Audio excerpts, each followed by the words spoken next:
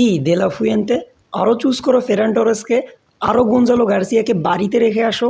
আজকের ম্যাচে লিটারালি ফেরান টরেস যেভাবে খেলেছে এটা দেখার পর আমার মনে হচ্ছিল যে আমার চোখ দুটো খুলে আসলে মার্বেল খেলি। একটা মানুষ আসলে কিভাবে এতটা মিস করতে পারে, লিটারালি একে বার্সেলোনা ফ্যানরা আসলে কিভাবে সহ্য করতেছে। সে যেভাবে মিস করতেছিল, যেভাবে ওপেন নেটের যে গোলগুলো ছিল সেগুলোকে মিস করতেছিল, এবং যতগুলো সে বিগ চান্স মিস করেছে এর পরবর্তীতে আমার মনে হয় না সে আর স্টার্ট করবে। লিটারালি আজকে লুইস দে লা ফুয়েন্তে তাকে রাইট উইঙ্গার হিসেবে স্টার্ট দিয়েছে, কারণ রাইট উইঙ্গারে যে খেলতো মানে লামিন ইয়ামাল সে সদ্য ইনজুরি থেকে ফিরেছে, এবং এই কারণে তাকে হয়তো রেস্ট দেওয়ার ট্রাই করেছিল লুইস দে লা ফুয়েন্তে, এবং এই জন্য ফেরান টরেসকে স্টার্ট দিয়েছিল।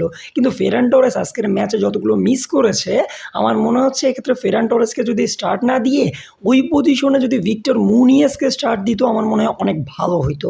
যদিও ভিক্টর মুনিয়েস একজন লেফট উইঙ্গার, কিন্তু সে রাইট উইঙ্গার পজিশনেও খেলতে পারে, এবং আমার মনে হয় অ্যাটলিস্ট ফেরান টরেসের চাইতে তো ভালো কিছু সে করতেই পারতো। অন্যদিকে আসা যাক স্ট্রাইকার পজিশন, এই ফেরান টরেসের কারণে দলে জায়গা পায়নি গঞ্জালো গার্সিয়া। গঞ্জালো গার্সিয়ার ক্লিনিক্যালনেস এর থেকে অনেক ভালো, সে অনেক কম এক্সজি থেকে গোল করতে পারে, যেখানে ফেরান টরেস বারবার মিস করতেছিল।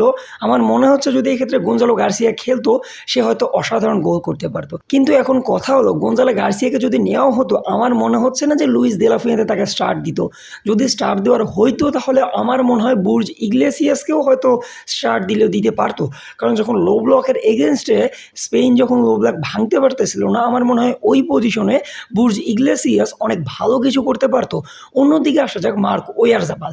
ওয়ারজাবাল এক্সপেক্টেড যে কাজগুলো করবে সেগুলোই সে করেছে, বক্সে নিজেকে রেখেছে, এবং সে যে চান্সগুলো পেয়েছিল সেখান থেকে গোল করার ট্রাই করেছে।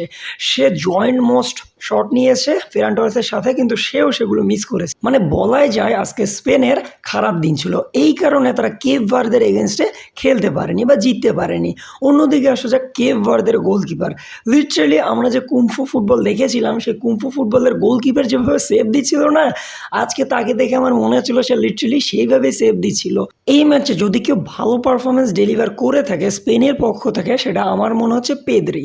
পেদ্রি খুব ভালোই ফুটবল খেলেছে, কিন্তু আজকে যেহেতু স্পেন ম্যাচটা জিততে পারেনি এই জন্য পেদ্রিকে আমরা লাইম নাইটে দেখতে পারবো না। As a Real Madrid fan আমি এটা স্বীকার করতেছি যে এই ম্যাচে স্পেনের হয়ে যদি কেউ ভালো ফুটবল খেলে থাকে সেটা হচ্ছে পেদ্রি। এর পরবর্তীতে আসতেছে মার্কাস লরেন্তে। মার্কাস লরেন্তে তার পুরো জীবন দিয়ে খেলেছে, কিন্তু সে কিছুই করতে পারেনি, বা সে কিছু করার ট্রাই করেছিল, স্পেন সেটাকে কনভার্ট করতে পারেনি। এই পাশ থেকে আসতেছিল মার্ক কুকুরেলা। কুকুরেলার একটা বল থেকে ফেরান টরেস যে মিসটা করেছে আমার মনে হয় এর পরবর্তীতে কুকুরেলার নিজের প্রতি যে আত্মগ্লানি আসবে যে আমি তাকে কি বলটা দিলাম সে এটা কি করে ফেললো, এই আত্মগ্লানিতে আমার মনে হয় কুকুরেলাকে নেড়ে করে নেওয়া উচিত। এবং এর পরবর্তীতে আসতেছে রদ্রি। রদ্রি পুরো ম্যাচে সবচেয়ে বেশি টাচ নিয়েছে, সবচেয়ে বেশি বল এক্সিকিউট করেছে, এবং খেলাটাকে পরিচালনা করার ট্রাই করতেছিল, কিন্তু চান্স ক্রিয়েশন সে করতেই পারেনি। লাইন ব্রেকিং পাস যেগুলোর জন্য পেদ্রি বা রদ্রি সবচেয়ে বেশি বিখ্যাত সেগুলো সে করতে পারেনি, কারণ সামনে কেপ ভার্দে যে পরিমাণ লো ব্লকে বসেছিল আমার মনে হচ্ছে তারা ডিয়েগো সিমিওনে এবং আমাদের যে আর্সেনালের কোচ রয়েছে তাদের দুইজনের সাথে মিটিং ডেকেছিল হয়তো কেপ ভার্দের কোচ, এই জন্যই হয়তো তারা এত সুন্দরভাবে লো ব্লক খেলতে পেরেছে।